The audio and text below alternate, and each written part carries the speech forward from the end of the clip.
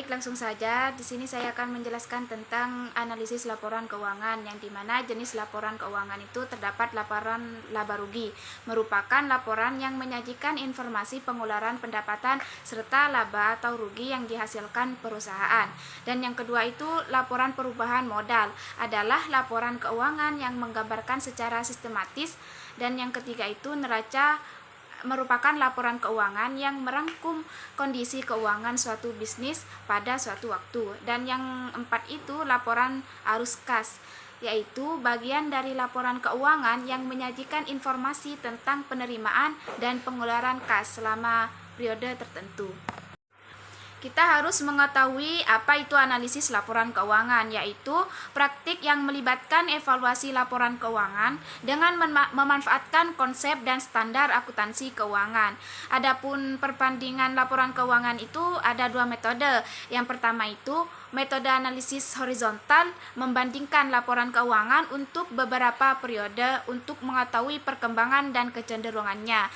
Sedangkan yang kedua itu metode analisis vertikal, membandingkan antara pos satu dengan pos lainnya pada periode laporan keuangan yang sama. Selanjutnya itu analisis stream atau analisis tendensi, adalah metode analisis yang menggunakan data historis dan terkini untuk mengevaluasi kemajuan suatu perusahaan, yang dapat digunakan untuk menilai laporan keuangan, pasar, atau penelitian. Sedangkan analisis persentase itu per komponen, yang merupakan metode analisis laporan keuangan yang membandingkan komponen-komponen dalam neraca dan laporan laba rugi. Materi tentang rasio keuangan, yakni angka yang dihasilkan dari perbandingan antara pos 1 laporan keuangan dengan pos lainnya yang memiliki hubungan yang relevan. Adapun fungsi analisis rasio keuangan ini menggambarkan hubungan matematis antara satu jumlah dengan jumlah yang lain, dan dapat membantu pengguna laporan keuangan untuk menilai posisi keuangan dari perusahaan. Adapun analisis ini menggunakan rasio keuangan seperti rasio likuiditas, profitabilitas, dan solvabilitas. Yang pertama ini rasio likuiditas, yang merupakan rasio yang menggambarkan kemampuan perusahaan dalam memenuhi kewajiban jangka pendek atau Fred Weston. Adapun tujuannya untuk mengukur kemampuan perusahaan membayar kewajiban yang segera jatuh tempo atau pada saat ditagih. Jenis rasio likuiditas yang umum itu ada 3. Yang pertama itu rasio lancar, cepat, dan rasio kas. Dan yang kedua ini rasio solvabilitas atau leverage ratio, merupakan rasio yang digunakan untuk mengukur sejauh mana aktiva perusahaan dibiayai dengan utang. Dengan analisis rasio solvabilitas, perusahaan akan mengetahui beberapa hal berkaitan dengan penggunaan modal sendiri dan modal pinjaman, serta mengetahui rasio kemampuan perusahaan untuk memenuhi kewajibannya. Dan yang ketiga ini rasio aktivitas atau activity ratio, yang digunakan untuk mengetahui efisiensi organisasi dalam memanfaatkan asetnya untuk menghasilkan kas dan pendapatan. Rasio ini digunakan untuk memeriksa tingkat investasi yang dilakukan pada aset dan pendapatan yang dihasilkannya, dan membandingkan bagaimana kinerja perusahaan berdasarkan tren dari waktu ke waktu dalam analisis pernyataan horizontal, atau bagaimana kinerja perusahaan bersaing dengan kompetitor dalam analisis perusahaan yang sebanding. Dan yang keempat ini rasio profitabilitas, merupakan rasio untuk menilai kemampuan perusahaan dalam mencari keuntungan, dapat dilakukan dengan menggunakan perbandingan antara berbagai komponen yang ada di laporan keuangan, neraca, dan laporan laba rugi. Adapun tujuannya ini agar perkembangan perusahaan dalam rentang waktu tertentu, baik penurunan atau kenaikan, sekaligus mencari penyebab perusahaan tersebut. Dan yang terakhir ini rasio keuangan bank, yang digunakan untuk bank dengan perusahaan non-bank sebenarnya relatif tidak jauh berbeda. Perbedaannya itu terutama terletak pada jenis rasio yang digunakan untuk menilai suatu rasio. Yang sejumlahnya lebih banyak, hal ini wajar saja karena komponen neraca dan laporan laba rugi yang dimiliki bank berbeda dengan laporan neraca dan laporan rugi yang dimiliki bank.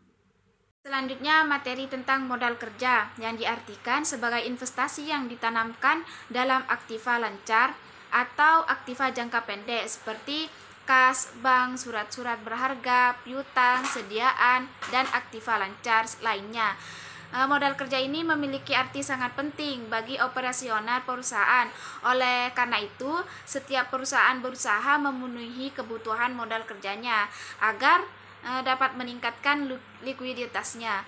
Kemudian dengan terpenuhi modal kerja, perusahaan juga dapat memaksimalkan perolehan labanya. Adapun jenis modal kerja itu ada dua, modal kerja kotor dan modal kerja bersih. Sekarang materi kredit. Kredit ini yaitu pertimbangan utama perusahaan untuk memperoleh pinjaman tersebut adalah bahwa memang dana tersebut sangat dibutuhkan atau sesuai pemanfaatannya.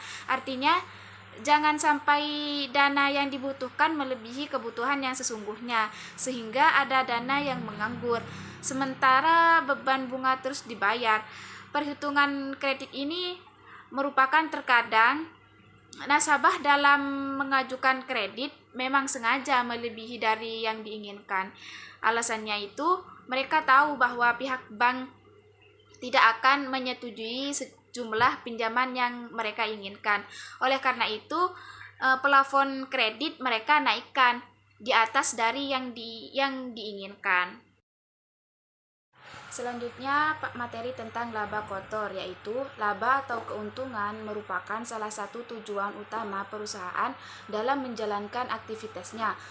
Bagi pihak manajemen, perolehan laba perusahaan tidak hanya sekedar laba saja, tetapi harus memenuhi target yang telah ditetapkan. Artinya, ada jumlah angka atau baik unit maupun rupiah, laba yang harus dicapai oleh manajemen suatu perusahaan setiap periodenya. Adapun faktor yang mempengaruhi laba kotor itu ada dua. Yang pertama, faktor penjualan dan faktor harga pokok penjualan. Manfaat analisis laba kotor akan banyak membantu manajemen dalam melakukan tindakan apa yang akan diambil ke depan dengan kondisi yang terjadi sekarang, atau untuk mengevaluasi apa penyebab turun atau naiknya laba kotor tersebut sehingga target tidak tercapai. Dalam membuat rencana laba perlu terlebih dulu ditentukan atau dianggarkan target laba yang ingin dicapai, baru kemudian disusun harga jual yang harus dipasang. Di samping itu juga perlu ditentukan volume penjualannya. Manajemen, terutama dalam hal ini bagian pemasaran, harus mampu untuk menggenjot atau mengintensifkan atau mengaktifkan agar lebih tinggi hasilnya volume penjualan melalui strategi pemasaran yang tepat.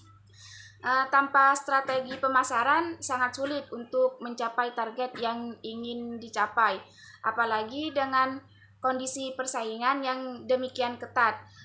Selanjutnya ini materi yang terakhir, break-even point, yakni teknik analisis yang mempelajari hubungan antara biaya, laba, dan volume penjualan. Adapun manfaatnya analisis break-even point ini secara umum itu merupakan untuk mengetahui titik pulang pokok dari sebuah usaha. Adapun jenisnya, perhitungannya itu biaya tetap atau fixed cost, contohnya itu sewa gedung, gaji karyawan tetap, dan biaya peralatan. Dan yang kedua itu biaya variabel atau variable cost, contohnya itu bahan bakar dan biaya listrik.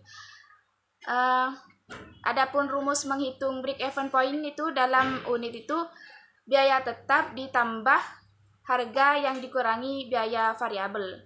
Cukup, terima kasih dari presentasi saya. Wassalamualaikum warahmatullahi wabarakatuh.